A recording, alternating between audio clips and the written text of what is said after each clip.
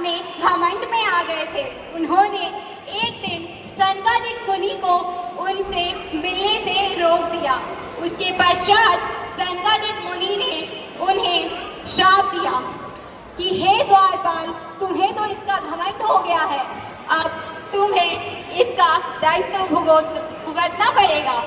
अब तुम्हें 3 युगों में जन्म लेना पड़ेगा और भगवान विष्णु का परम शत्रु बनना पड़ेगा। वैसे ही हुआ। सतयुग में उन्होंने हिरण्याक्ष हिरण्यकशिपु का वध करने के लिए वराह और नरसिंह का अवतार लिया। उसके पश्चात उन्होंने त्रेता में राम अवतार लेकर रावण और कुंभकर्ण का वध किया। उसके पश्चात अब उन्हें अवतरित तो होना ही था, क्योंकि अब द्वापर युग आ चुका है। उन्होंने द्वापर युग में कृष्ण अवतार लेकर कंस और शिशुपाल का वध किया। तो चलिए हम दृष्टि डालते हैं द्वापर युग पे, जहाँ पर कंस ने अपना अत्याचार पूरे मथुरा में फैला रखा है।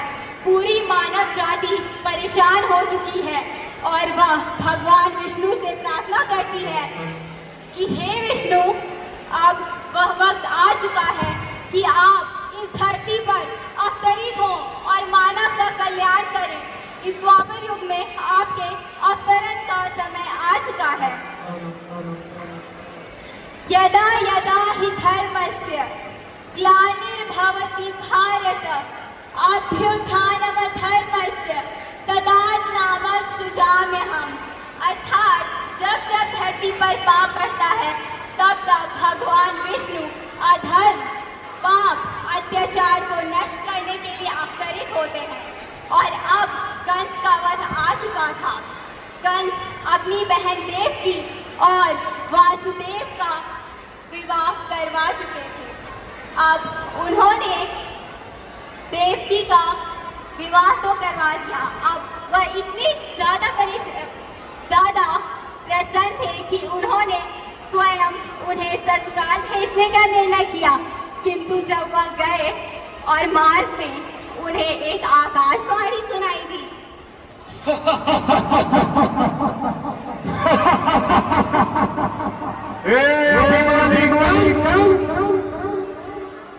जिस देश की नदी तू इतनी खुशी से कर रहा है, उसी देव के भाई का पुत्र तेरा यह सुनकर कंस बहुत ही भयभीत हो गया कि यह कैसे हो सकता है।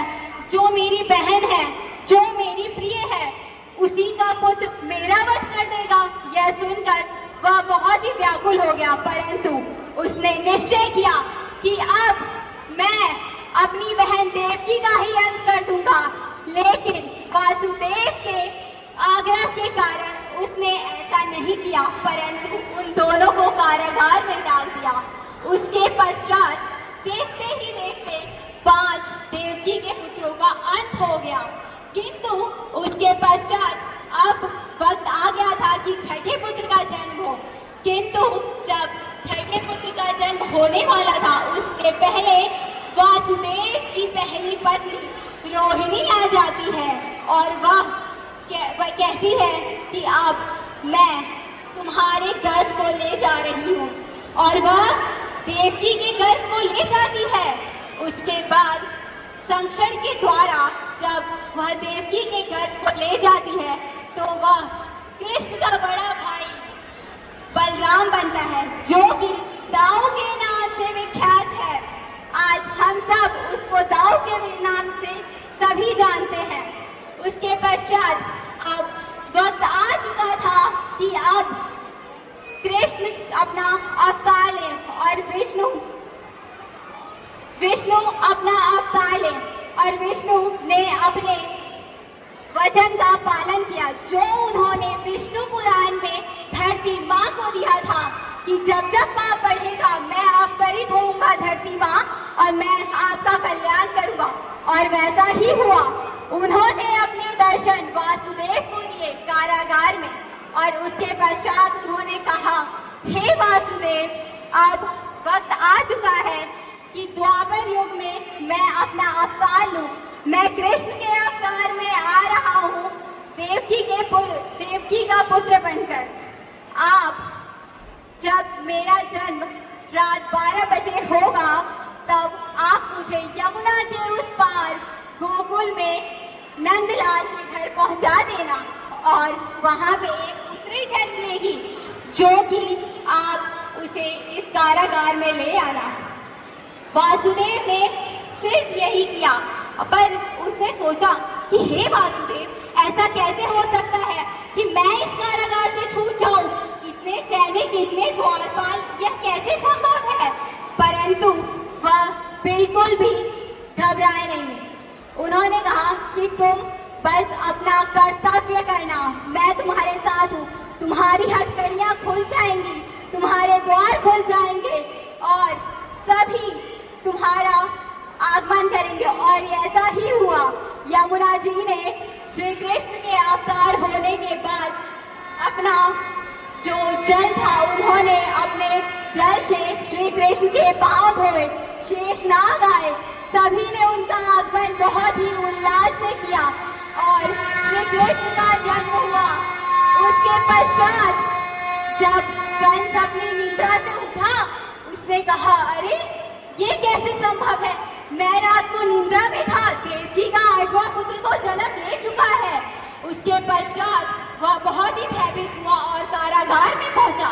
जब उसने देखा कि हे भगवान, ऐसे कैसे हो सकता है कि एक पुत्री जन्म ले रही है, और मुझे तो आकाशवाणी में यह बताया गया था कि एक पुत्र होगा देवकी का, वो मेरा वध करेगा। किंतु वह कहता है देवकी से, कोई बात नहीं देवकी, मैं इसका भी वध कर दूंगा, मुझे इसे भी नहीं रखना है, क्या पता कल को यही मेरे मृत्यु के कारण बन जाए। इसीलिए उसने उस पुत्री का वध करने का निश्चय किया। परंतु जैसे ही उसने उसका वध करना चाहा, वह देवी माँ में अवतरित हो गई और उसने कहा, हे अभिमानी कृष्ण, हे अत्याचारी कृष्ण, और तुम्हारा अधर्म अब विनाश में है, मैं तुम्हारा नाश करूंगा और अब तुम्हारा नाश का कारण गोकुल में सुरक्षित है। अब तुम नहीं बच सकते, अब तुम्हारा अंत निश्चित है और द्वापर का कल्याण अवश्य होगा। उसके बाद श्री कृष्ण का जन्म हुआ और जिसे हम आज जन्माष्टमी के नाम से जानते हैं और मनाते हैं। धन्यवाद। Everyone, please give a huge round of applause.